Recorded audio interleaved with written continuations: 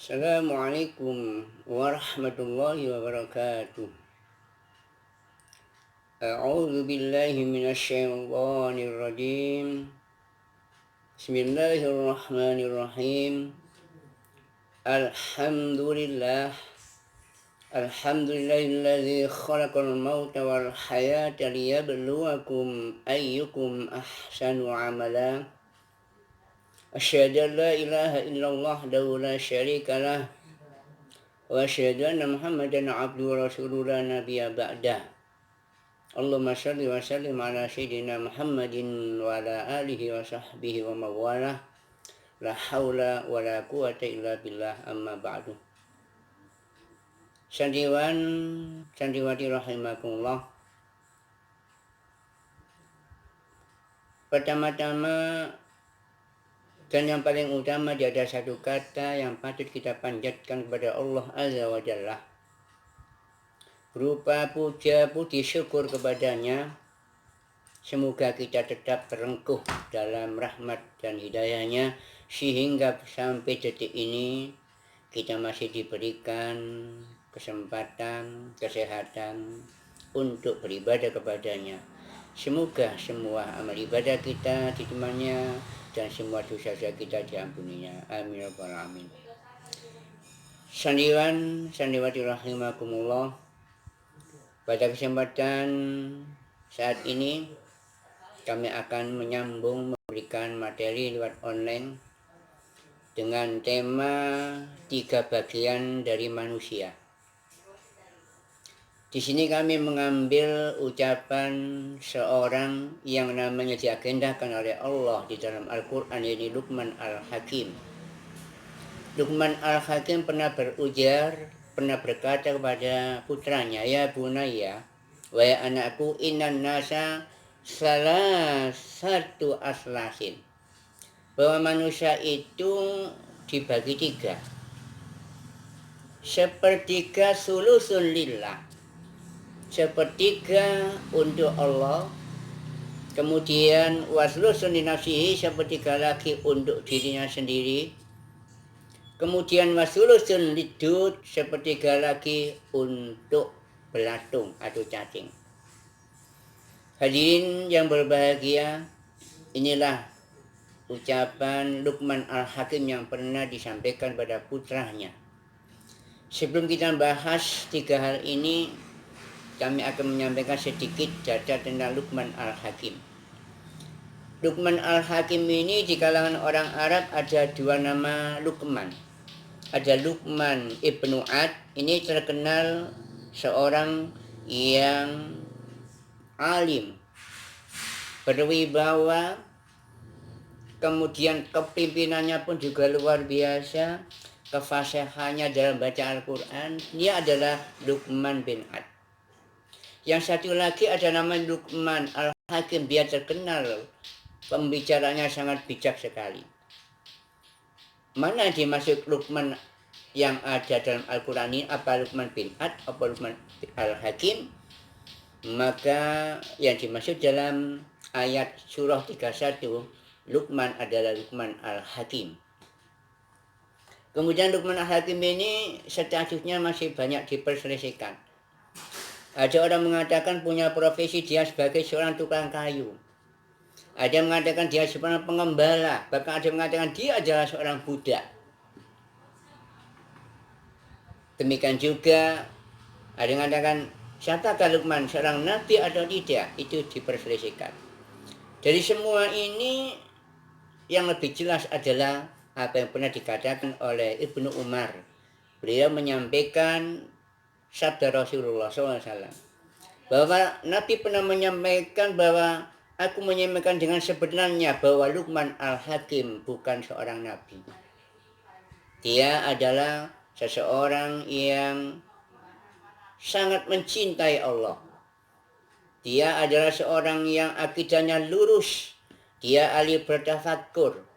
Dia termasuk adalah seseorang yang dianugerahi oleh Allah ilmu hikmah, sehingga dia mengarungi banyak kebaikan. Kesimpulannya, Luqman Al-Hakim di sini adalah bukan seorang nabi, tapi hamba Allah yang betul-betul dia taat, banyak bertafakur, sangat cinta dengan Allah, akhirnya pun Allah mencintainya dan menganugerahkan ilmu hikmah. Nah inilah yang mengatakan pada putranya, wahai putraku, manusia itu dibagi tiga dalam tubuhnya, sepertiga untuk Allah, sepertiga lagi untuk dirinya, sepertiga lagi untuk aldud, belatung atau cacing. Kemudian yang pertama kami bahas sepertiga untuk Allah ini apa? Yang dimaksud sepertiga untuk Allah adalah ruhnya. Bahwa ruh ini datangnya dari Allah, nanti akan kembali pada Allah. Sehingga manusia ini, begitu ruh ini ditarik oleh Allah kembali, maka manusia akan mati. Sehingga pada saat sakaratul maut, dulu pernah kami sampaikan bahwasanya manusia itu berhadis yang bersumber dari Ibnu Abbas, pernah kami sampaikan bahwa manusia tidak akan mati kecuali dia ditunjukkan lebih dulu di mana calon tempatnya, di surga atau neraka. Itu ditampakkan Allah pada saat sebelum meninggal. Kemudian setelah itu barulah akhirnya nanti ruh ini diambil. Proses ruh pengambilan sebelum ruh diambil oleh malaikat yang bertugas, malaikat Israel. Pada waktu sebelumnya ada beberapa malaikat. Ini yang pertama kami ceritakan orang-orang yang beriman dulu. Nanti sebagai perbandingan dengan orang yang zalim atau orang kafir. Kalau orang ini beriman, malaikat turun membawa mori. Nah, mori itu ules atau kafan. Dari mana mori ini? Dari surga. Plus minyak misik yang paling harum. Untuk apa? Dipersiapkan untuk si mayit ini bakal. Beberapa waktu akhirnya dua malaikat ini sudah duduk di sekitar orang yang mau meninggal ini. Akhirnya turunlah malaikat Israel. Begitu malaikat Israel datang kepada si mayit ini, kalau orang ini betul-betul beriman, bertakwa kepada Allah, maka malaikat Israel berwajah sangat menyenangkan. Nabi mengatakan, hadis yang panjang dikatakan oleh Ibnu Azib, bahwa Nabi menceritakan bahwa malaikat maut dengan wajah yang semerengah, wajah yang cemerlang, ya, sehingga yang namanya maut ini, yang namanya orang mati ini melihat malaikat itulah sehingga mereka sangat menyenangkan sekali. Akhirnya malaikat Israel duduk di atas kepala. Kemudian langsunglah malaikat Israel mengatakan, menarik orang mati itu nyawanya ditarik dari atas, dari kepala. Dulu pada waktu masukkan dari kepala ke bawah, sekarang dari atas juga. Nah, pada waktu itu malaikat Israel menarik dengan sangat pelan sekali. Nabi menggambarkan nyawa ruh orang yang ditarik oleh malaikat Israel, orang beriman bagaikan air yang menetes. Sehingga dengan pelan sekali malaikat menariknya. Begitu ditarik sampai di kaki, maka ada suara dari langit, diamkan dulu sebentar biar dia istirahat. Gak lama lagi kemudian ditarik lagi sampai di dada, ada suara di langit, berhentilah dulu biar dia beristirahat. Kemudian gak lama lagi datang lagi menarik lagi, sebelum sampai tenggorokan, berhentikan dulu, dia ruhnya pamit kepada jasadnya. Akhirnya setelah itu nanti ditarik, akhirnya hilang. Saat ruh ditarik ini dipegang oleh malaikat Israel. Ini para malaikat yang ada sekitarnya merebut. Karena apa? Memandikan, kemudian mengkafani, memenyaki. Oke. Setelah itu ruh ini dibawa oleh malaikat Israel naik ke langit pertama. Di langit pertama inilah para penjaga langit dunia sama idunya langit yang dekat dengan dunia. Para malaikat mencium bau harum sehingga mengatakan, ini bau apa ini? Maka Israel mengatakan, ini baunya ruhnya si A bin si A. Jadi nama disebutkan semua. Nah, akhirnya pada waktu itu malaikat langit pun juga merebut, tapi tetap dibawa oleh Israel. Kemudian langit kedua pun juga demikian. Para malaikat kedua, penjaga langit kedua, mereka juga mencium bau harum. Pertanyaan lempar, ini bau apa ini? Malaikat Israel mengatakan ini bau ruhnya Swibi bin Jimmy dan seluruhnya. Sampai ke langit 7, begitu di langit 7, maka Allah mengatakan, jadi begitu sudah di langit ke-7, maka Allah mengatakan dalam satu ayat yang artinya kurang lebih, jadi sudah di langit 7, nah, maka Allah mengatakan, tulislah dia, ya, tulislah kitab hambaku ini di dalam Iliyin, sebagaimana yang dikatakan oleh Allah dalam surat Al-Mutaffifin, yang artinya, tahukah kamu apakah Iliyin itu? Yaitu kitab yang tertulis, yang disisikan, disaksikan oleh malaikat-malaikat yang didekatkan kepada Allah. Iliyin adalah nama kitab yang mencatat segala perbuatan orang-orang yang berbakti kepada Allah Azza wa Jalla. Setelah ditulis itu, maka Allah menyuruh para malaikat Israel tadi, kembalikan jasadnya dia ke bumi, karena dia ciptakan untuk di bumi. Kembalikan dia jasadnya ke tanah, karena dia menciptakan dari tanah. Akhirnya jasad ini dikembalikan ke ruh ini, bukan jasad, maaf. Ruh ini dikembalikan kepada jasadnya. Akhirnya jasad ini dimasuki ruh kembali. Setelah itu, maka ruh mendapat pertanyaan malaikat Munkar Nakir. Setelah itulah, maka Munkar Nakir datang.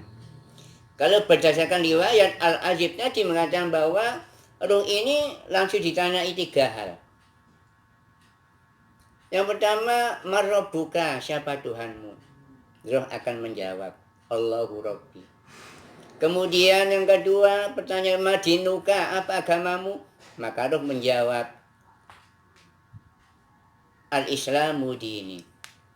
Kemudian pertanyaan ketiga, mana biyuka, siapa nabimu? Maka ruh menjawab, Muhammad Nabi, dan seterusnya.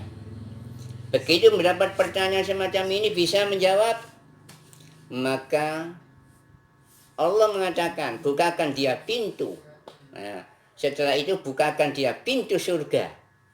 Jadi langsung ruh ini melihat isinya surga, menyambat angin-angin surgawi masuk ke dalam, dan tanah di alam barzah yang tempat orang memakan tadi, luasnya sejauh mata memandang. Ini berdasarkan hadis yang diriwayatkan Al-Azib. Akan tetapi kalau berdasarkan hadis riwayat dari Abi Hurairah yang bersumber dari Ibnu Hibban, hanya satu pertanyaan. Hanya ditanyai dua pertanyaan, Marrobuka, siapa Tuhanmu? Yang kedua, siapa, langsung malaikat mendatangkan Nabi Muhammad di hadapannya. Siapakah laki-laki ini? Maka ruh menjawab, walaupun ruh tidak pernah kenal dengan wajah Rasul, tapi karena amalnya lah sehingga Allah memberikan kemampuan untuk bisa menjawabnya. Siapakah orang di hadapan kalian ini yang mengaku jadi Nabi? Maka dia menjawab, ini adalah Rasulullah Muhammad, dan seterusnya. Setelah itu, maka bukakan dia pintu surga. Jadi langsung surga bisa terobos dari alam barzah, sekaligus luaskan 70 lirah. Ini hadis riwayat yang bersumber dari Abi Hurairah, diriwayatkan oleh Ibnu Hibban. 70 lirah. 1 lirah kurang lebih setengah meter. Dengan demikian kurang lebih 35 meter lebarkan dia. Ini kalau orang yang beriman. Bahkan berdasarkan hadis riwayat Abi Hurairah yang bersumber dari Abi Hurairah dari Ibnu Hibban tadi, begitu malaikat Munkar Nakir ini duduk, bahwasanya manusia itu begitu meninggal diikuti 3 hal. Yang satu adalah keluarganya, 2 harta bendanya, yang ketiga adalah amalnya. Dua hal kembali, harta benda kembali, termasuk mobil yang dipakai ngangkut, kerenda pakai mangkut, keluarganya keluar semua, balik, kemudian tinggal satu amalnya. Nah, pada saat keluarganya meninggalkan dia, maka mayit ini mendengar suara. Karena apa? Ruh sudah dikembalikan. Mendengar suara sandal-sandal yang temannya meninggalkan ini. Nah, saat itulah akhirnya malaikat Israel malaikat Mungkar Nakir datang.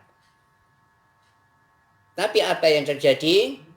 Maka dalam hadis riwayat tadi dari Abu Hurairah, Ibnu Hibban, Nabi mengatakan bahwa amal-amal ini yang menjaga si mayit tadi. Akhirnya malaikat Mungkar Nakir mendatangi dari sebelah kepala, maka si amal kepala ini adalah amalan sholat. Maka si amalan sholat mengatakan, tiada tempat bagimu untuk mengganggu orang ini. Maka malaikat Mungkar Nakir pindah sebelah kanannya. Sebelah kanan pun ada suara. Dari mana? Dari amal-amal puasanya. Duduk sebelah kanan, mengatakan bahwasanya tiada tempat bagimu untuk mengganggu orang ini. Akhirnya malaikat Mungkar Nakir pindah sebelah kirinya.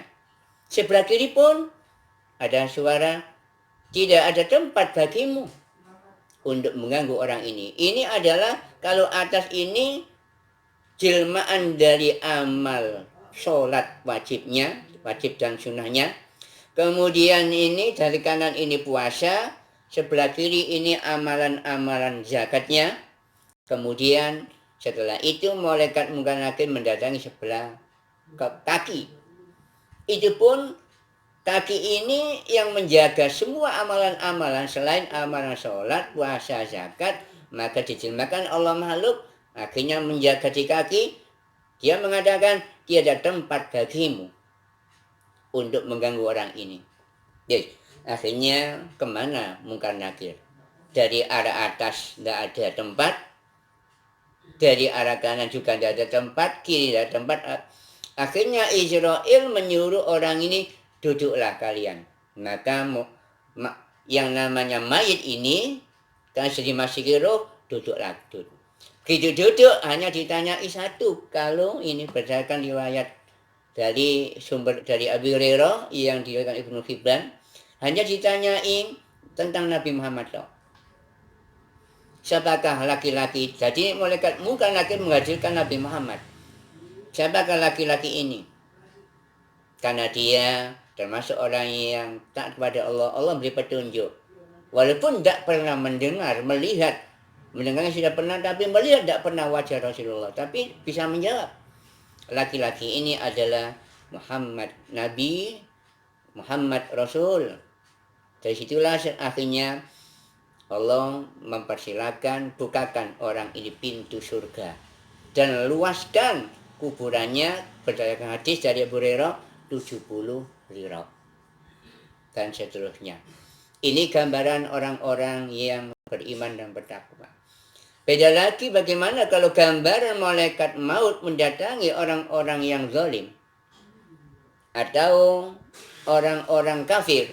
Maka itu bisa kembali pada Quran surah 8 ayat 50 sampai 50. Walau tara idh yatawaffal ladzina kafarul malaikatu yadribuna wujuhahum wa adbarahum fadzuqu azabal hari. Tapi sebelumnya malaikat mendatangi orang ini, orang kafir atau orang yang zalim, sama seperti tadi orang beriman. Akhirnya malaikat pun membawa pakaian dari neraka yang dipersiapkan untuk kafan bagi orang yang mau mati ini. Tak lama lagi maka malaikat Israel datang dengan kondisi menakutkan, wajahnya menakutkan, kejam dan seterusnya, sehingga Allah mengatakan dalam surah tadi ayat surah 8 ayat 50-51, kalau kalian perhatikan bagaimana orang-orang kafir dimatikan oleh para malaikat, Yadribuna wujuh, malaikat memukul wajahnya, punggungnya, sehingga mereka belum ditarik pun akhirnya pun sudah mereka merasa kesakitan sehingga hancur lebur tubuhnya. Kemudian tidak lama lagi malaikat menarik dengan cara kasar, dipaksa ruh untuk keluar. Itu kembali pada Quran, yakni surah 6 ayat 93. Walau tara zalimuna fi ghamaratil mauti wal malaikatu basitu aydihim akhriju anfusakum. Jadi malaikat memukul wajahnya, punggungnya, dan memaksa roh untuk keluar. Keluarlah hai roh dari tubuh ini. Al-yawma tujzauna azabal hun bima kuntum taquluna 'alallahi al-haqqa wa kuntum an ayati tastakbirun. Keluarlah ruh, kali ini kalian mendapatkan murka Allah. Kalian akan mendapatkan azab Allah. Dari situlah maka mereka hancur lebur tubuhnya, ketakutan. Ditarik dengan keras. Setelah itu maka malaikat yang datang sebelumnya langsung dia dipakai dari pakaian api neraka. Dibawalah oleh malaikat Israel ke langit. Begitu di langit pertama, penjaga langit pertama mengatakan, ini bau apa ini? Bau sangat tidak baik, baunya sangat menjijikkan, bau sangat busuk sekali. Maka malaikat menjawab, ini nyawa roh si A bin si A. Nah, akhirnya penjaga langit ini dongeng minta kepada Allah, minta supaya tidak dimasuki oleh roh ini. Tapi tetap akhirnya bisa masuk pada langit pertama. Begitu ke langit kedua pun mendoa kepada Allah supaya tidak dilewati oleh roh ini. Akhirnya apa? Akhirnya roh tidak bisa naik sampai ke langit ketujuh. Setelah itu karena tidak bisa naik ke langit ketujuh, maka Allah menyuruh untuk tulislah mereka pada sijin. Apa sijin itu? Sijin adalah catatan amal bagi orang-orang yang tidak baik. Setelah itu ruh langsung dilemparkan ke bumi. Tadi tidak sampai ke langit ketujuh. Lain dengan ruh orang beriman, naik ke langit ketujuh. Tapi ini hanya yang kedua sudah tidak bisa masuk. Setelah Allah menyuruh, catatlah amalnya di sijin. Setelah itu Allah menyuruh, kembalikan dia ke bumi. Karena dia aku ciptakan dari bumi, kembalikan ke tanah. Karena dia ciptakan dari tanah. Dan akhirnya malaikat melemparkan tubuh ini langsung ke bumi, langsung masuk ke jasadnya orang tersebut. Setelah itu maka malaikat Munkar Nakir datang. Apa pertanyaan Munkar Nakir? Sebenarnya sama. Begitu Munkar Nakir duduk di atas kepala, di kepala tidak ada pelindungan, tidak ada penjaganya. Kemudian ke samping juga tidak ada penjagaan amalnya. Ke kiri tidak ada, ke bawah tidak ada. Akhirnya malaikat Munkar Nakir nyuruh, duduklah kalian. Akhirnya duduk. Mendapat satu pertanyaan, Marrobuka, siapa Tuhanmu? Mereka tidak bisa menjawab. Karena amal-amal mereka lah sehingga mereka dapat petunjuk dari Allah, tidak mendapat rahmat dari Allah sehingga tidak bisa menjawab pertanyaan malaikat ini. Kemudian yang kedua didatangkan Rasulullah. Akhirnya mereka juga hanya aku gak kenal orang ini dan sebagainya. Akhirnya setelah itu maka bukakan dia pintu neraka. Langsung pintu neraka dibukakan, langsung melihat semua azab yang ada di neraka. Kemudian setelah itu bumi menyepiti dia. Bumi menyepit sehingga tubuhnya sampai hancur, tumpang tindih dan seluruhnya. Hadirin yang berbahagia, itulah gambaran orang-orang yang berbahagia. Di dalam riwayat yang lain, begitu tidak bisa menjawab langsung dipukul oleh malaikat, hancur lebur. Begitu hancur lebur, bukan berarti saya tinggal, tidak, diwotono lagi, hancur lagi, pukul lagi, seterusnya. Sehingga di dalam alam barzah ada namanya nikmat, juga ada namanya azab. Begitu mendapat nikmat, berarti seterusnya sampai masa nanti dibangkitkan mendapat nikmat terus. Tapi begitu mendapatkan azab, mulai dari masuk, diazab terus sampai hari penantian. Sehingga di dalam hadis atau Al-Quran, setiap pagi dan sore hari orang beriman melihat surga. Sebaliknya, kalau orang kafir juga pagi sama hari melihat neraka.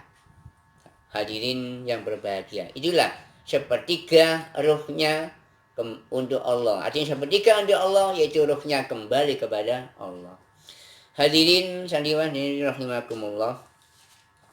Kemudian yang kedua, sepertiga lagi untuk linafsi, untuk amalnya. Jadi tadi kami sampaikan bahwa maut ini diikuti 3 hal. Keluarganya, harta bendanya, amalnya. 2 hal kembali, tinggal 1 hal amalnya yang mengikutinya. Lah, amal inilah yang mengikuti, yang menemani orang di dalam alam barzah. Sehingga tadi dalam hadis yang diriwayatkan oleh Ibnu Majah, Ibnu Abi Hurairah, amal-amalan dijilmakan oleh Allah seperti makhluk. Di atas kepala ada, kemudian kanan, kiri, bawah ada, dan seterusnya. Nah, inilah yang menyertai. Kemudian setelah seluruhan, setelah itu nanti Allah akan menghadirkan makhluk yang ganteng, ramah, berbau harum. Dia mendatangi orang yang meninggal tadi. Orang meninggal tidak tahu siapa dia. Akhirnya dia mengatakan, akulah amalmu sendiri. Itulah yang akan menemani kita. Jadi semua nanti di alam barzah tidak sendirian. Ada yang menemani siapa? Amalnya. Dan amal ini akan dijilmakan oleh Allah sebagai makhluk. Bisa dilihat, bisa diraba, kemudian berbau harum atau tidak, tergantung amal di dunia. Itulah, sehingga sepertiga kembali pada dirinya, ini amalnya. Laha ma kasabat wa 'alaiha maktasabat. Api elek akan balik kepada si pelakunya. Semuanya akan dibalas oleh Allah. Jangankan amal-amal yang besar, yang tidak tampak pun seperti zarrah, atom, akan ditampakkan oleh Allah. Dan semua nanti akan ditimbang.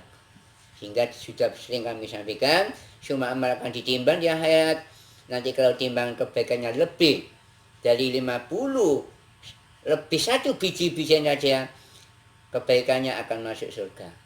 Sebaliknya, kalau kejelekannya yang melebihi sedikit saja, masuk neraka. Bagaimana kalau sama? Maka Nabi mengatakan,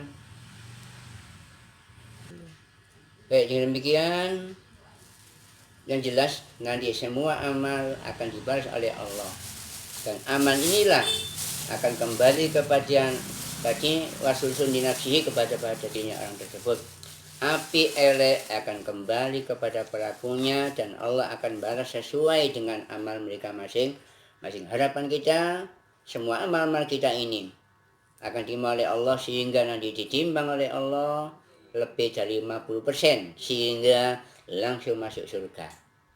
Tetapi ternyata kok kurang dari 50% kebaikannya, ya mampir ke neraka dulu. Kalau sama, maka sehingga kami sampaikan, Nabi ditanya, bagaimana ya Rasul kalau sama? Maka Nabi mengatakan, ulaika ashabul a'raf. Dia penghuni al-a'raf, yakni gedung yang tinggi besar, belum tidak ada nikmat dan tidak ada siksa, hampa. Itulah tempat orang-orang yang amalnya 50, kebaikan 50, kemudian kejelekannya juga 50. Sehingga di situ tidak dapat nikmat, juga tidak dapat siksa. Sehingga kalau melihat penduduk surga minum dengan nikmat, makan dengan nikmat, mereka minta penduduk surga. Sudah mengatakan, Allah mengharamkan untuk kalian. Begitu penduduk al-Araf melihat ahli neraka, maka dia mengatakan, Rabbana la taj'alna ma'al qaumil zalimin. Ya Allah, jangan kau jadikan aku seperti atau kumpul dengan orang zalim di neraka itu. Dan seterusnya sampai Allah selesai semua mengurus makhluknya, barulah Allah mengampiri penduduk al-A'raf dan mengatakan, masuklah kalian ke surgaku. Sudah aku ampuni semua dosa kalian. Alhamdulillah. Kemudian yang ketiga lagi, sepertiga untuk lidut, cacing atau belatung. Ini adalah tubuhnya. ruhnya kembali pada Allah. Kemudian sepertiga amalnya yaitu kembali pada pelakunya manusia sendiri. Kemudian tubuhnya ini miliknya cacing. Jadi manusia nanti akan mati dan mati akan dimakan, disantap oleh binatang-binatang tanah. Mungkin hanya orang tertentu sajalah yang mungkin tubuhnya utuh, bahkan diharamkan oleh Allah untuk dimakannya, termasuk tubuhnya para nabi dan rasul. Sehingga pada satu saat Nabi pernah menyampaikan pada sahabat, para sahabat, perbanyaklah kalian baca sholawat, karena sholat kalian akan disampaikan kepada aku. Nah sahabat tanya, bagaimana ya Rasul bisa sampai sementara kau tubuhnya sudah hancur dimakan oleh cacing dan seterusnya? Nabi mengatakan, tubuh para nabi diharamkan oleh Allah untuk dimakan oleh binatang tanah. Sehingga tubuh para nabi dan rasul utuh. Bagaimana selain nabi dan rasul? Mungkin ada sebagian orang-orang yang tubuhnya utuh, di antara dulu pada waktu sahabat Umar meninggal karena ada banjir besar sehingga kakinya kelihatan. Ternyata dibuka, Khalifah Umar masih utuh. Dan kita sering kadang-kadang mendengar ada orang yang tubuhnya utuh, morinya pun utuh, masih segar. Di antaranya adalah orang-orang yang hafal Al-Quran dan mengamalkan kandungan Al-Quran dan seterusnya. Mudah-mudahan sekali lagi kita tetap dijaga oleh Allah sehingga kita selamat di dunia, selamat di akhir pun akan selamat. Sehingga doa kita selalu dengan doa sabu jagat, Rabbana atina fid dunya hasanah wa fil akhirati hasanah wa qina adzabannar. Itulah doa yang selalu disampaikan oleh Rasulullah dengan istilah doa sabu jagat. Sandiwan sanimati rahimakallah, demikianlah materi yang kami sampaikan. Dan ingat, pendaftaran pun sampai dan kembali tetap masih dibuka pendaftaran sampai akhir periode, bahkan diperpanjang sampai akhir bulan. Dan nanti pada tanggal 21 sebagaimana biasa liburan, yakni libur akhir periode sampai pembukaan, dan insya Allah nanti masuk awal Mei insya Allah tanggal 2. Masih mudah-mudahan tidak ada perubahan lagi. Sekali lagi monggo segera untuk mendaftar kembali biar kita tetap berkelompok di dalam belajar terus sehingga iman kita akan bertambah. Kenapa iman itu kalau tidak dicas maka iman akan lemah. Sama dengan HP tidak dicas ya lemah. Iman dicas dengan apa? Dengan memperbanyak untuk belajar, memperbanyak untuk pengajian, untuk sholat, kita kuat. Mudah-mudahan demikian. Sekali lagi, mudah-mudahan Allah selalu membimbing kita sehingga kita menjadi hamba Allah yang abdan syakurah. Amin ya rabbal alamin. Terima kasih atas semua perhatian dan mohon maaf semua kekurangan. Kita doa akhir majlis. Subhanakallahumma wa bihamdika asyhadu an la ilaha illa anta astaghfiruka wa atubu ilaik. Subhana rabbika rabbil izzati amma yasifun wa salamun alal mursalin walhamdulillahi rabbil alamin. Wassalamualaikum warahmatullahi wabarakatuh.